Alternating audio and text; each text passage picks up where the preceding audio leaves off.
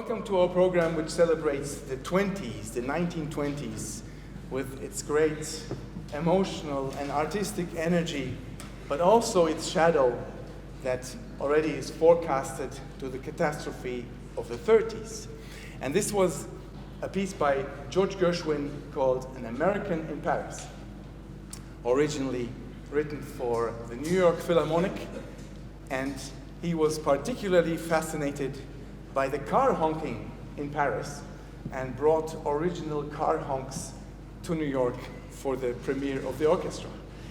And so traveling, making the world smaller was a new thing in the 20s.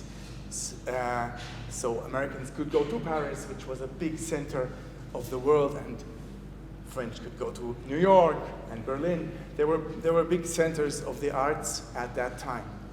And Gershwin went to Paris and visited Ravel, who was, of course, a big figure of his time. He wanted to have a composition lesson. And Ravel said, no.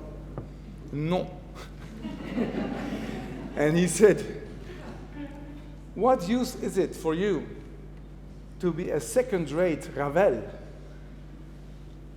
Stay a first-rate Gershwin. So, more lucky was the next composer whom we want to present, Germaine Tailleferre, one of the few women composers of the time, and she was protégée of Maurice Ravel, and probably had lessons. It was very hard at that time for women to become musicians at all, but especially to become composers.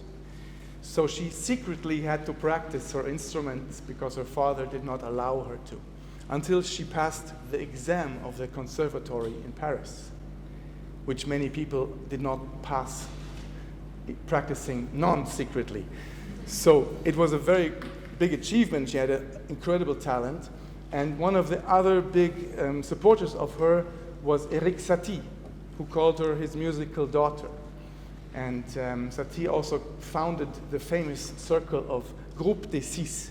And she was the only female, alongside Honegger and Millot and many others more, to participate in this group. We will play a beautiful little piece by her called Berceuse, Cradle Song, which is very short, but shows in a very concentrated way her great fantasy and talent.